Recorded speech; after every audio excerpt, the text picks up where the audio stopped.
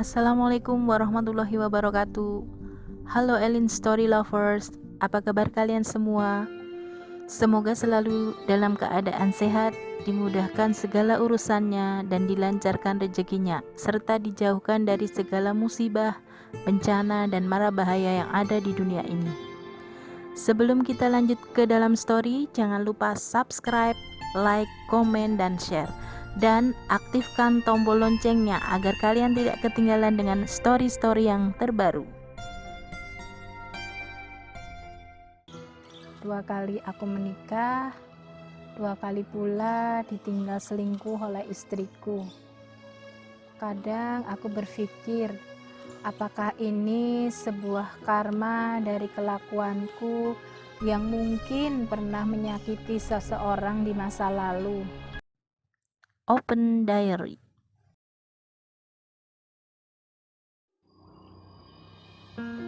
Assalamualaikum warahmatullahi wabarakatuh. Halo Elin Story Lovers, apa kabar kalian hari ini?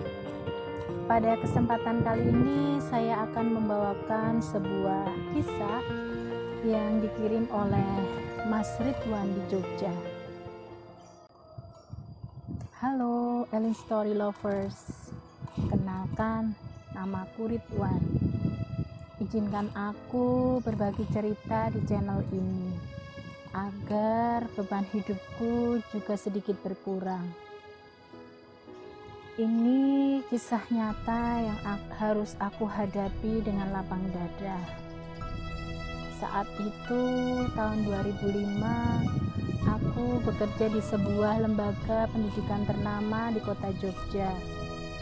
Di tempat kerjaku, aku bertemu dengan seorang gadis, sebut saja namanya Novi, yang belakangan aku tahu dia ternyata calon mahasiswi baru di salah satu perguruan tinggi negeri di kota Jogja. Dia mengikuti tryout UMPTN di tempatku bekerja. Mungkin karena saking seringnya ketemu, benih-benih cinta rupanya mulai tumbuh di antara kami berdua. Dan akhirnya kami pun resmi berpacaran. Namun setelah Novi lulus UMPTN dan dinyatakan diterima di salah satu perguruan tinggi negeri ternama di kota Jogja, tidak berapa lama, tepatnya memasuki semester 2, Novi justru menyampaikan berita sedih. Dia harus mundur dari kuliahnya karena orang tuanya terkena PHK sehingga tidak mampu lagi membiayai kuliahnya. Akhirnya aku bilang ke Novi agar tetap melanjutkan kuliahnya. Soal biaya tidak perlu khawatir, semua aku yang tanggung. Novi pun menerima tawaranku. Semua biaya selama dia kuliah, aku yang menanggungnya, termasuk biaya kos dan makannya. Uang makan, tiap minggu aku kasih 200.000 untuk sekedar sarapan dan makan siang. Sementara makan malamnya bareng sama aku. Diary. Hingga akhirnya di tahun 2010 kuliahnya tinggal skripsi, dan di tahun itu pula kami melangsungkan pernikahan. Setelah lulus dan wisuda, Novi melamar pekerjaan di salah satu instansi pemerintah dan dinyatakan diterima sebagai CPNS. Hanya saja dia ditugaskan di salah satu MAN di kota Wonosari sebagai seorang guru. Jarak Wonosari dan dari kota Jogja lumayan jauh. Akhirnya kami ambil jalan tengah agar dia tidak terlalu jauh ke Wonosari tempatnya mengajar, dan aku juga tidak terlalu jauh dari tempatku bekerja. Kami sepakat membeli rumah KPR di daerah Jalan Wonosari. Setiap pagi aku siapkan segala keperluannya, Mulai dari sarapan sampai kendaraan, sepeda motornya pun aku yang siapkan. Hari-hari berjalan normal seperti biasa. Hingga suatu ketika aku diberitahu teman kantorku kalau dia sering melihat istriku waktu pagi berada di sebuah tempat dekat dengan sebuah resto bersama seorang laki-laki.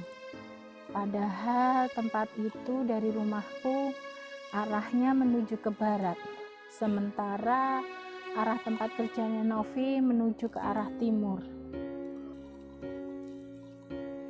Diary, jujur, sebagai seorang suami, aku pun sangat kecewa.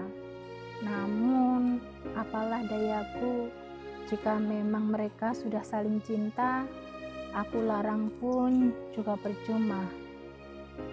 Dan setelah membaca chat istriku di HP-nya secara diam-diam, aku pun percaya dengan apa yang disampaikan kawan kantorku itu.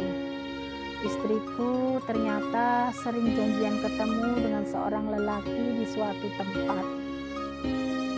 Puncaknya adalah ketika kantor menugaskan aku ke Bali. Sementara istriku juga tugas prajabatan sebagai CPNS di Semarang. Kami jadi jarang bertemu, hingga saat dia selesai prajabatan pun ternyata dia tidak kembali ke rumah. Katanya dia tinggal di sebuah tempat kos.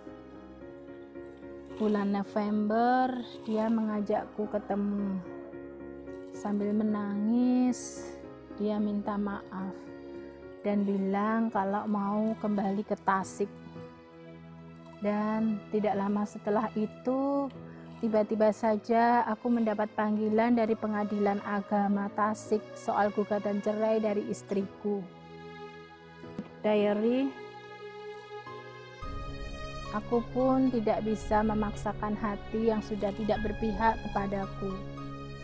Aku kembalikan dia pada orang tuanya di Tasik. Ternyata selama ini ayah mertuaku juga sudah tahu kalau istriku menjalin hubungan dengan seorang laki-laki.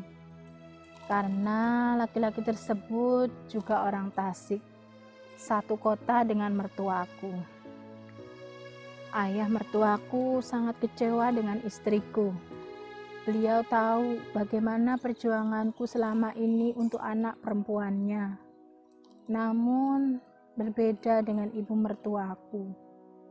Beliau mendukung keputusan istriku untuk berpisah dariku.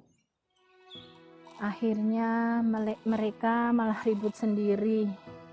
Dan berita terakhir yang aku dengar, ayah dan ibu mertuaku bercerai. Aduh, malah jadi ruwet. Diary, 3 tahun aku menyandang status duda tanpa anak. Pernikahanku selama 2 tahun memang belum dikaruniai anak. Istriku memang sempat hamil, namun mengalami keguguran. Tahun 2015, aku berkenalan dengan seorang janda cantik beranak 2. Dia memiliki usaha toko kelontong di sebuah daerah di kota Jogja.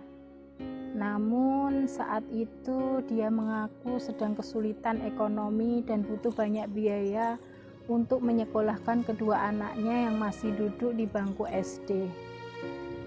Karena mantan suaminya tidak mau membiayainya. Dia juga bilang kalau terlilit hutang untuk menambah modal usaha warung kelontongnya, yang katanya angsurannya tinggal 4 kali.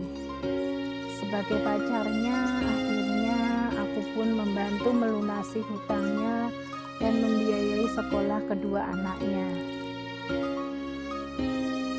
Diary, akhirnya aku pun memutuskan untuk menikahinya. Undangan pun aku sebar. Namun setelah itu beberapa orang kawanku bilang padaku, jangan nikahi dia kalau kamu gak ingin hidupmu susah. Menurut mereka, calon istriku memiliki track record yang tidak baik. Dan yang bikin aku bingung karena undangan sudah terlanjur aku sebar dan tidak mungkin aku batalkan. Dan akhirnya pernikahan pun tetap kami laksanakan. Dan benar saja yang disampaikan kawan-kawanku. Karakternya baru aku ketahui setelah menikah. Dia sangat temperamen dan cemburuan. Dia sudah beberapa kali datang ke kantorku. Dan jika melihatku sedang ngobrol dengan teman kantorku yang perempuan, dia langsung melabrakku dan membanting HP-ku. Sudah sekitar 8 HP-ku yang dia banting. Dia juga matre, sering minta uang. Hutangnya yang dulu katanya tinggal 4 kali angsuran, ternyata masih banyak. Rumahku yang dulu aku beli pas masih bersama istri pertamaku pun aku gadaikan ke bank. Saat itu KPR rumahku angsurannya tinggal sedikit. Aku pun menambah pinjaman di bank. Namun akhirnya rumah itu pun aku jual. Hasil penjualan rumah diminta istriku 80 juta dan aku hanya menerima 40 juta saja.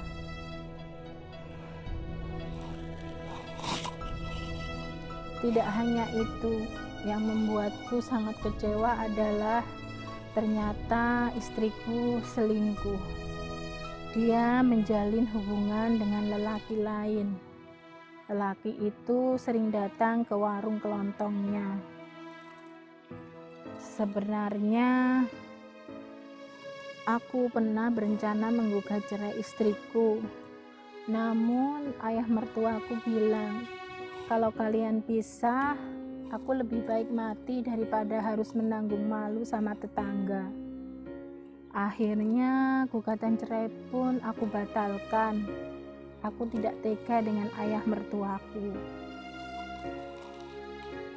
Diary, demi menjaga perasaan ayah mertuaku, hingga saat ini status hubunganku dengan istriku malah tidak jelas.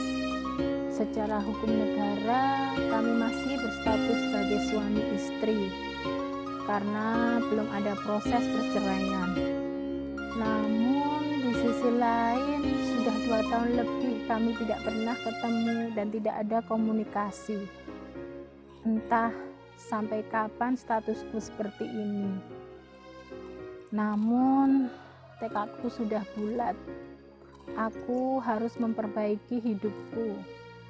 Aku akan menceraikan istriku dan mencari calon pendamping hidup yang bisa menjadi istri yang soleha untukku. Ellen Story Lovers, itulah kisah hidupku yang sepertinya Dewi Fortuna belum mau berpihak kepadaku. 2 kali aku menikah, 2 kali pula ditinggal selingkuh oleh istriku. Kadang aku berpikir, apakah ini sebuah karma dari kelakuanku yang mungkin pernah menyakiti seseorang di masa lalu. Dulu aku pernah berpacaran dengan seorang gadis. Namun di saat orang tuanya menanyakan keseriusanku, aku justru meninggalkannya tanpa alasan yang jelas. Sebenarnya alasanku jelas, yaitu aku tidak ingin melangkahi kakakku yang belum menikah. Hanya saja aku tidak menjelaskan ke pihak orang tua pacarku.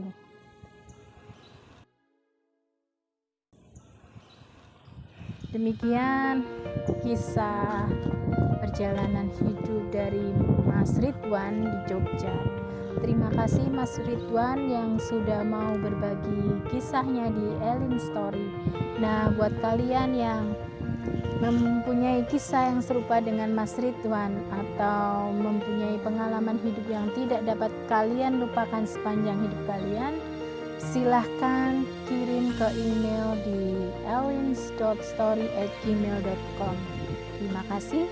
Wassalamualaikum warahmatullahi wabarakatuh.